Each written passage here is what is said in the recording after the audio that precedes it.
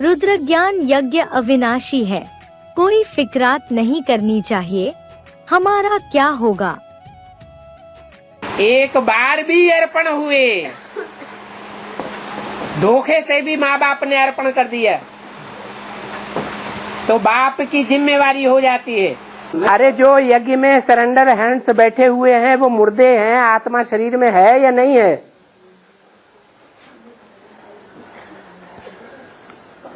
अरे फ्री होके बोलो, यहाँ डर की कोई बात नहीं है, धड़ाके से बोलो। जो अंदर है सो बाहर निकालो। नहीं, आत्मा बगैर शरीर तो आत्मा कुछ नहीं कर पाएगा ना। अरे तो ईश्वरीय सेवा तो कर पाएगा।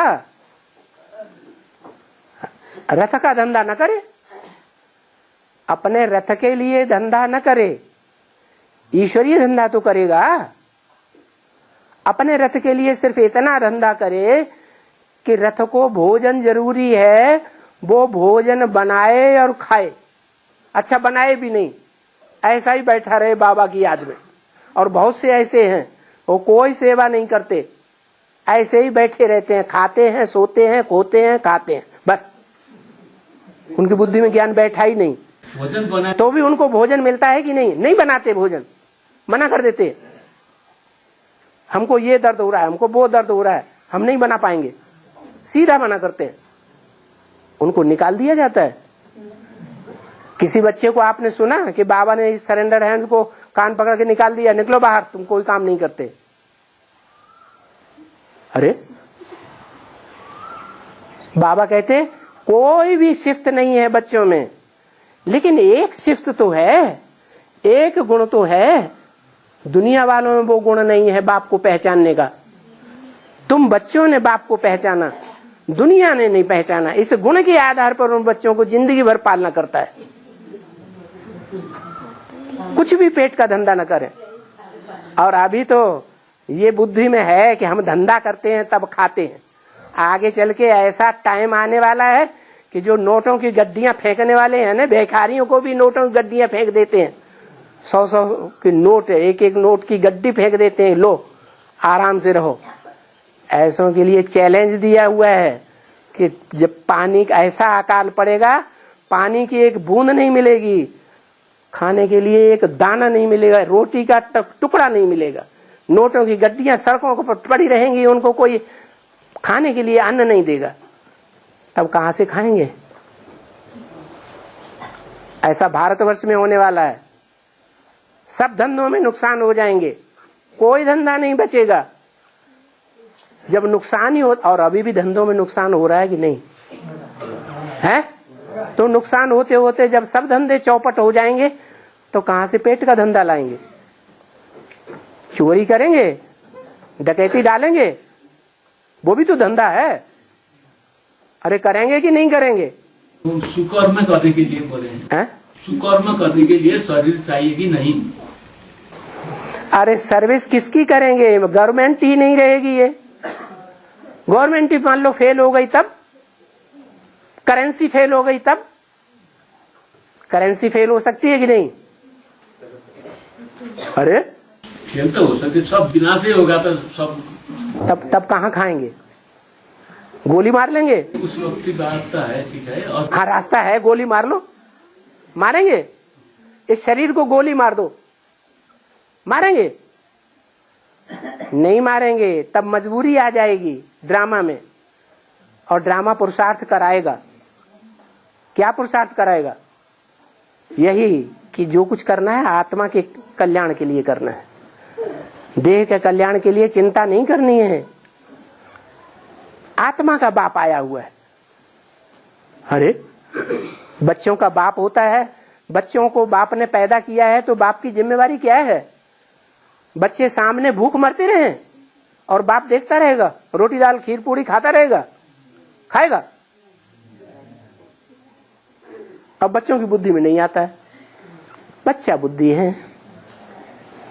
मेरी सेवा करने वाले, ईश्वरी धंधा करने वाले कभी भूख नहीं मर सकते। इतनी गारंटी मिलने के बावजूद भी देखो कैसे प्रश्न करते हैं। कि दुनियावी धंधे किए बगैर कैसे चलेगी जिंदगी।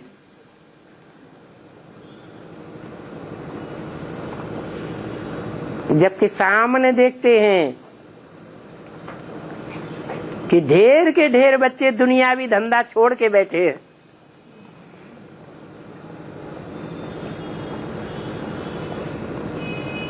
बाप के जो बच्चे हैं, जो ईश्वरीय कारखाने में लगे हुए हैं, वो दुनियावी धंधा कर रहे हैं या ईश्वरीय धंधा करते हैं? पेट का धंधा करते हैं या बुद्ध रूपी पेट का धंधा करते हैं?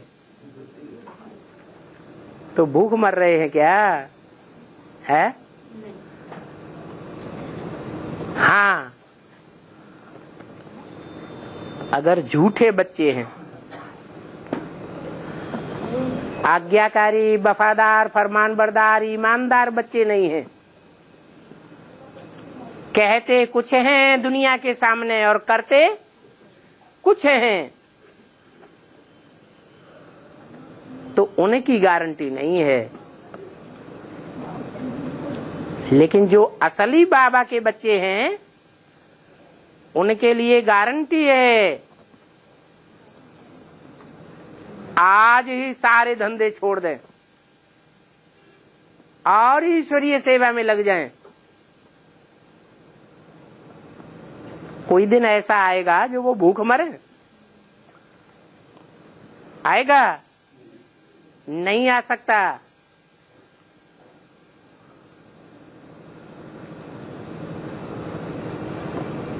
बाप खुद सैंपल बन करके आता है।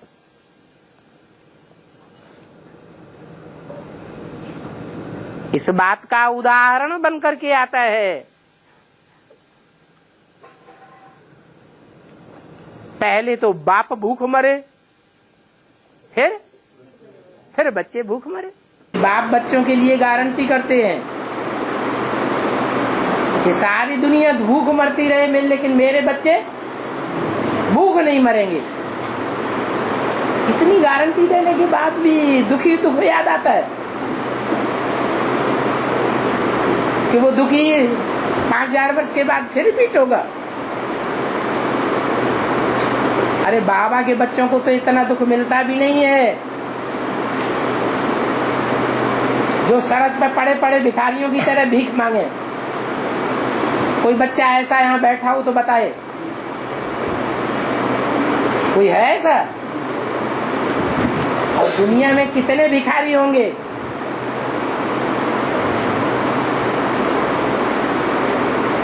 क्राइस्ट जैसी श्रेष्ठ आत्मा, उसके लिए भी मुरली में बोला भिखारी के रूप में इधर उधर मारी मारी फिर रही है।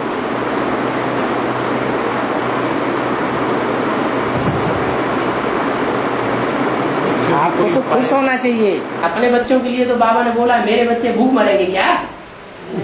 भूख नहीं मरेंगे। 36 प्रकार के भोग भी नहीं देता हूँ क्या? और ऐसी भी स्थिति नहीं आवेगी बच्चों की जो सड़क में बैठ करके भोजन मांगना पड़े।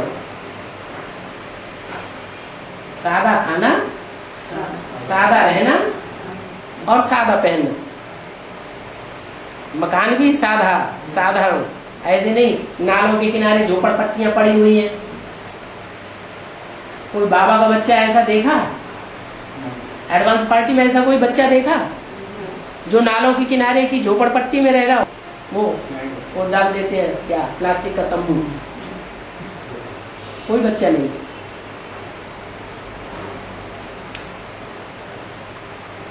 तो आबू अब्बा का घर याद आता है। आबू अब्बा का घर है, वैसे ही हमारा भी घर साधारण, खान पान साधारण, पहनना ओढ़ना साधारण।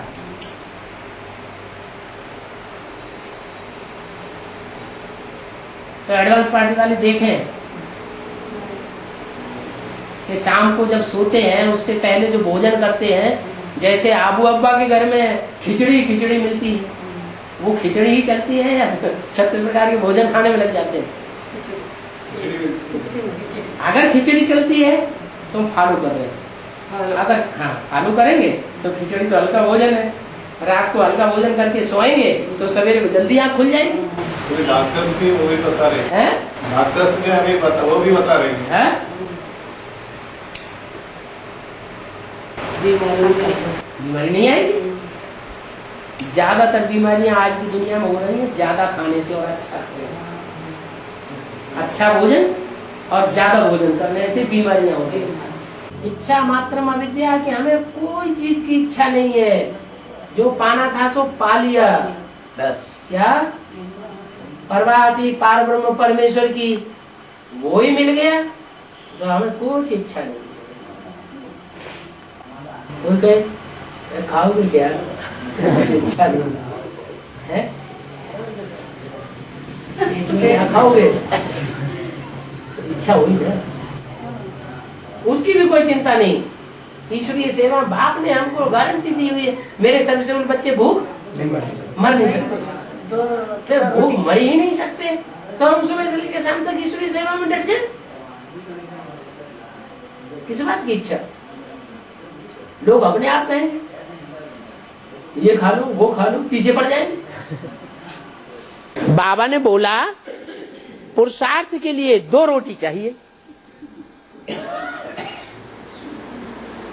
2 रोटी से आदमी जिंदा रह सकता कि नहीं है? अकाल पड़ेगा, सारे भारत में अकाल पड़ेगा। अभी तो थोड़े जिलों में घोषित हुआ है, लेकिन ऐसा भी टाइम आएगा सारे भारत में अकाल पड़ेगा। शास्त्रों में भी लिखा है, हिस्ट्री भी यही बात कहती है। जब राजाएं अत्याचारी होते हैं, भ्रष्टाचारी होते हैं, पब्लिक ज्यादा दुखी होती है, तो क्या पड़ता है? अकाल पड़ता है। तो संभावना है कि नहीं? अभी है, अकाल पड़ेगा। बाबा कहते हैं पुरुषार्थ के लिए 2 रोटी चाहिए। उस 2 रोटी में अरबपति भी पलते हैं, उनका भी पेट पल सकता है, और गरीब का भी पल सकता है, और पुरुषार्थ भी चल सकता है। अच्छा, 2 रोटी चाहिए, दाल भी नहीं। बाबा ने दाल भी नहीं बोली साथ में। ये अंदर अंदर संकल्प चलते रहते हैं कोई कोई ब्रह्म कुमारियों के। क्या? अरे हमने लाखों रुपया दिया यज्ञ में, लेकिन बाबा ने ऐसे बोल दिया। क्या बोल दिया? हाँ, 2 रोटी पेट के लिए बहुत काफी, पुरुषार्थ के लिए। दाल भी नहीं। अरे दाल 100 रुपया किलो।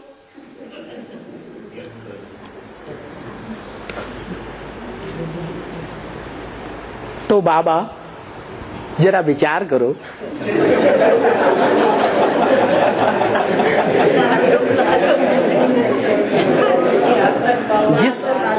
बाबा जिसको दांत नहीं है,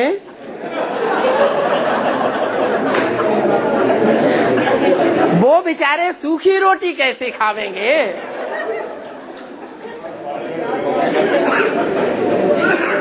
अरे बाबा से ही पूछा जा रहा है। जिस बाबा ने अपने जीवन में हाई स्कूल की परीक्षा ही मटर की सूखी रोटियां नमक डाल करके पानी मिला मिला करके खाई है, तो बाबा उसका जवाब नहीं जानता है। अरे रोटियां सूखी हैं तो उसमें पानी डाल सकते हैं कि नहीं? गर्म पानी डालेंगे तो फूल जाएगी कि नहीं? बूढ़े लोगों को खाने में तकलीफ नहीं होगी ना, खा लो। और जब अकाल पड़ेगा, लोगों को दाल सब्जी कुछ भी नहीं मिलेगी, बाबा कहते हैं बच्चों को 2 रोटी जरूर मिलेगी। तो अगर ऐसी स्थिति आ गई, दाल न मिली, सब्जी नहीं मिली, और बूढ़ी बूढ़ी माताएं यज्ञ में हैं, सरेंडर तो हो रही है ना, तो उनको वो सूखी रोटी मिलेगी कि नहीं मिलेगी? तो क्या भूखी रह जाएंगी? भूखी रह जाएंगी? नहीं खाएंगी? अरे भूख बेचारी कंडा खाए, भूख लगेगी तो सूखी रोटियों में कैसे खाएं उसका जवाब अपने आप। आज पानी डालो गरम गरम और भिगो करके फूल जाएंगी और खूब खाओ, डट के पुरुषार्थ करो। ये कैसे का प्रश्न उस समय खत्म हो जाएगा। अभी बाबा कहते हैं शांति के समय में धीरज धरो। अव्यक्तवाणी में बोला है अभी कोई ऐसी स्थितियां परिस्थितियां पैदा नहीं हो रही है। शांति के समय में धीरज धरो, फालतू संकल्प न चलाओ। ये फालतू संकल्प रावण के सिर हैं। एक काटोगे तो दूसरा उग जाता है, दूसरा काटो तीसरा चौथा उग जाता है। ये तो अपने अपने निश्चय की बात है। जिसको निश्चय पैदा हो जाएगा वो काहे के लिए पेट की चिंता करेगा। जब बाबा ने कह दिया कि मेरे बच्चे तो भूख मर नहीं सकते, सर्वस्व बच्चों को बाप खुद याद करते हैं। जिन बच्चों को बाप याद ही करते हैं और वो पेट के लिए भूखे रहेंगे। जो बाप के कार्य में लग जाते हैं उनको पेट की चिंता नहीं रहती। चिंता की बात नहीं बाबा, चिंता भी नहीं रहती और वो दुनियावी धंधा करने की भी जरूरत नहीं रहती। दुनिया में इतने धर्म फैले हुए हैं, संस्थाएं फैली हुई हैं, उनमें ढेर सारा पैसा आता रहता है भरण पोषण के लिए। वो तो झूठे धंधे करने वालों के हैं और यहाँ तो सच्चा धंधा हो रहा है। यहाँ पैसे की कमी पड़ सकती है क्या? पेट के लिए धंधा करें इस बात की जरूरत है? बाप तो कहते हैं मेरे सेवादारी बच्चे भूख नहीं मर सकते। दुनिया में अकाल पड़ेगा, दुनिया भूख मरेगी, लेकिन मेरे बच्चे भूख नहीं। फिर पेट के धंधे की दरकार कहाँ रह गई? माउंट आबू में भी जाकर के धंधा दौरी करेंगे तो निराकारी स्टेज बनेगी है? तो साकारी की साकारी रह जाएगी और माउंट आबू में भी साकारी स्टेज रह जाएगी। शरीर तो को चलाने के लिए भोजन की जरूरत पड़ेगी। जो ब्राह्मण बच्चे हैं ईश्वरीय सेवा का मात्र धंधा करते हैं, कोई दूसरा धंधा नहीं करते हैं, उनका शरीर निर्वाह नहीं होता है। जबकि बाप गारंटी दे रहा है कि मेरे बच्चे भूख नहीं मर सकते। जब भूख ही नहीं मर सकते तो पेट का धंधा करने की क्या दरकार है? जिम्मेवारी है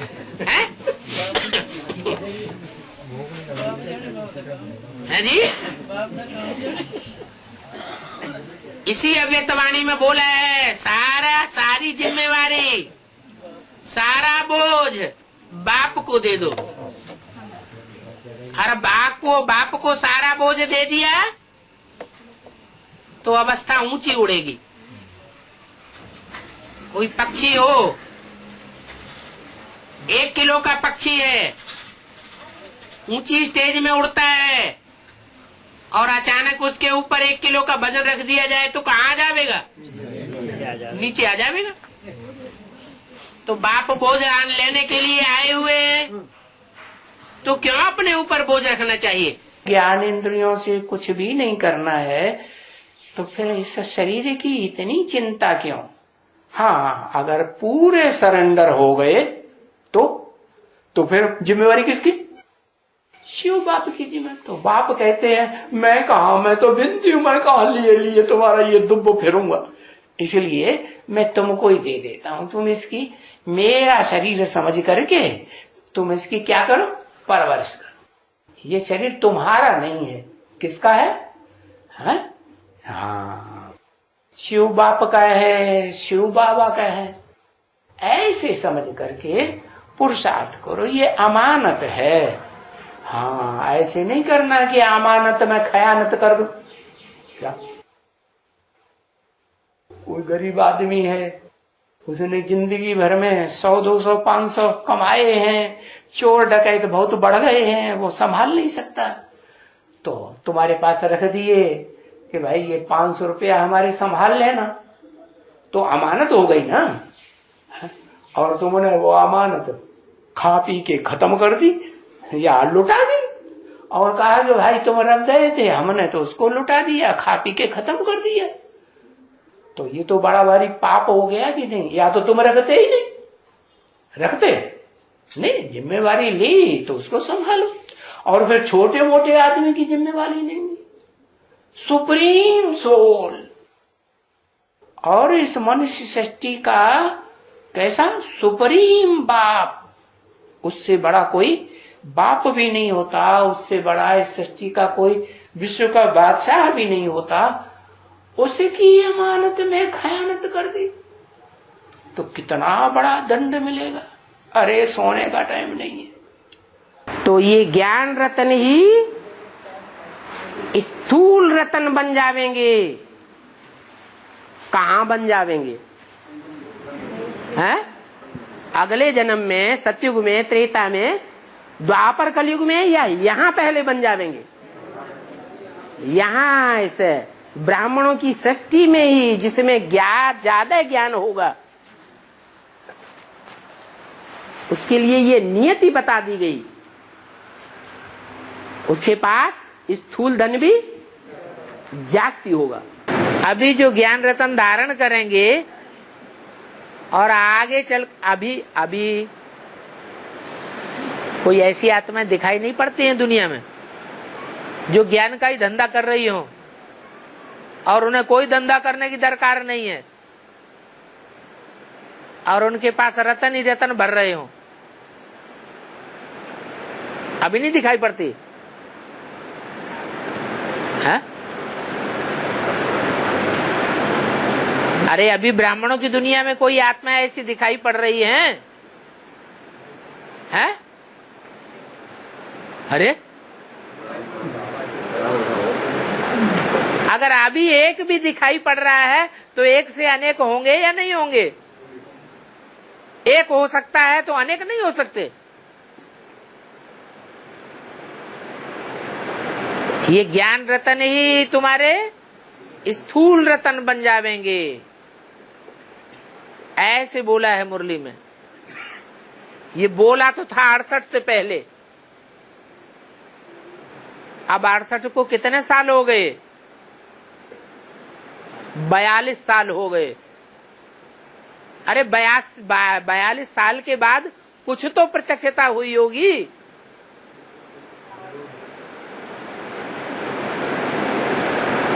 तो 1, 2, 4 के लिए प्रत्यक्षता हो सकती है, कुबेर प्रत्यक्ष हो सकता है, भगवान की तो बात ही छोड़ दो,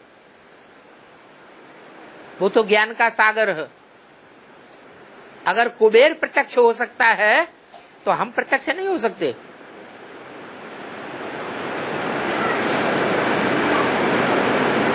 कुबेर 8 में से एक है,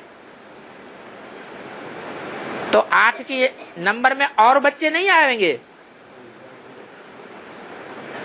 तो उनके लिए ये ज्ञान रतन ही क्या बन जावेंगे? स्थूल रतन बन जावेंगे।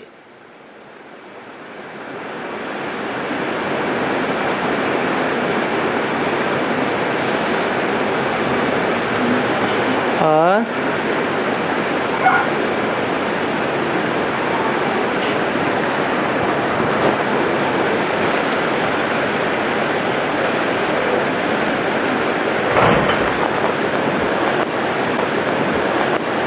ये दुनिया के धंधे धोरी खलास होते जा रहे हैं या बढ़ रहे हैं?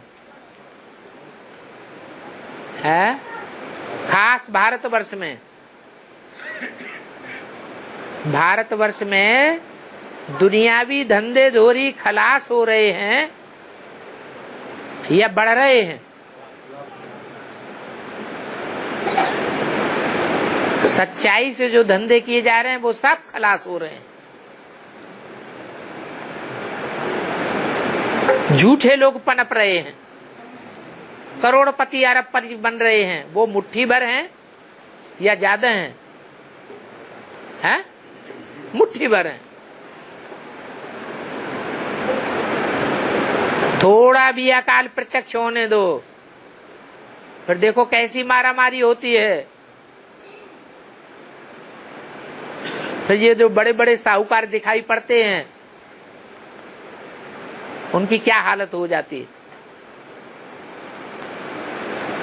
फिर दुनिया में छोड़ो, पहले भारतवर्ष में ज्ञान का धंधा चलेगा, ये धंधा दौरी चलेंगे। ज्ञान का धंधा ही संसार में बढ़ेगा। और जब ज्ञान का धंधा बढ़ेगा तो ये हीरे जवाहरात रतन किसके आगे आएंगे, किसके चरणों में गिरेंगे? अज्ञानियों के चरणों में, ज्ञानियों के चरणों में आके गिरेंगे। दुनिया के सारे साधन तुम्हारे चरणों में आ जाएंगे।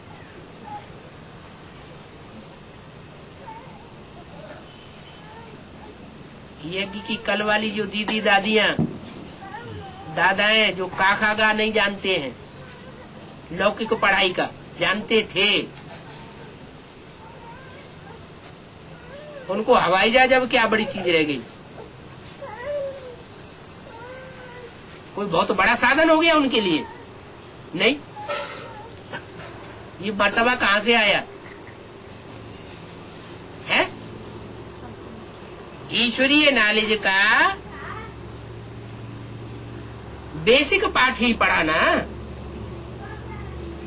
तो बेसिक पाठ में भी इतना मान मर्तबा, इतनी हद की प्राप्ति,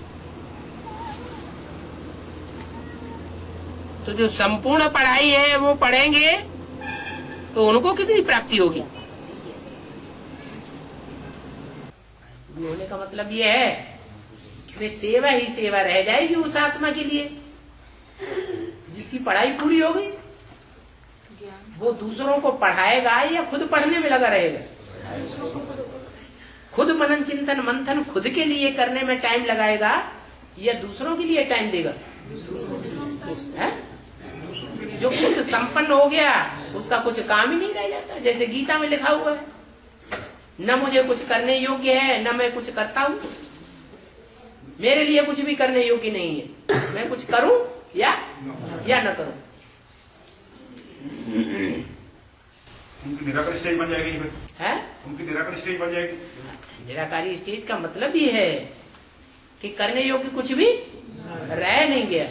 तुम मेरे को सरेंडर होते हो तो मैं तुमको सरेंडर हो जाता हूं।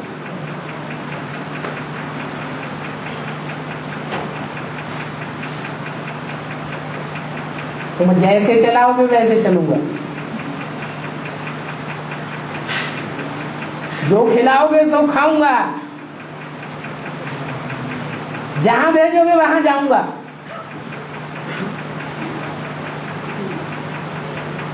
कितनी बड़ी बात बोल देते हैं मुरली में। मैं बच्चों के सामने सरेंडर हो जाता हूं। कौन से बच्चों के सामने? जो मेरे को सरेंडर होते हैं। हिम्मते बच्चे मदद बाप। किस बात के लिए हिम्मते? Beggar to prince. बैगर बनने के लिए भी हिम्मत करनी पड़ती है। राजा बनने की उतनी हिम्मत नहीं है जितनी बैगर बनने के लिए हिम्मत करनी पड़ती है। ये बाबा कितना समझदार बनाते हैं और तुम कितने धनवान बनते हो ये भी जानते हो कि शिव बाबा का भंडारा तो सदैव ही भरपूर है। बताओ शिव बाबा का भंडारा कौन सा है?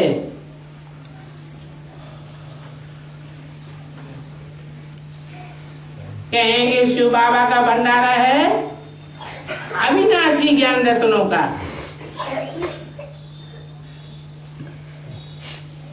ऐसा शिव बाबा का भंडारा भरपूर तो सात काल कंटक दूर। बाप तो बच्चों को ही ज्ञान रतन देते हैं, ये ज्ञान रतन ही तुम्हारे लिए स्थूल रतन बन जाते हैं। तो वो खुद सागर है, सागर से रतन निकलते हैं ना। शास्त्रों में भी लिखा है सागर ने आकर के थालियां भर भर के दी। तो शिव बाबा का ज्ञान का रत्नों का भंडारा भरपूर है। तुमको कितने ज्ञान रत्न देते, तो इन ज्ञान रत्नों की ताकत से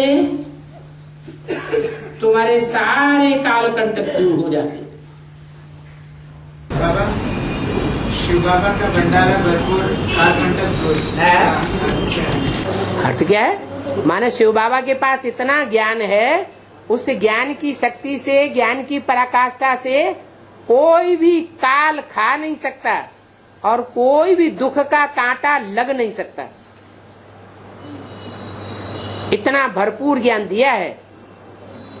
शिव का भंडारा भरपूर, चाहे अकाल पड़े चाहे कुछ भी दुष्काल पड़े, काल कंटक दूर। शिव बाबा के भंडारे में कमी होने वाली नहीं है। जास्ती रखने की कोई दरकार नहीं। क्या कहा? न पैसा, न साड़ियां, न कोई चीज। बाबा का भंडारा ऐसा है जो भरपूर करता रहेगा।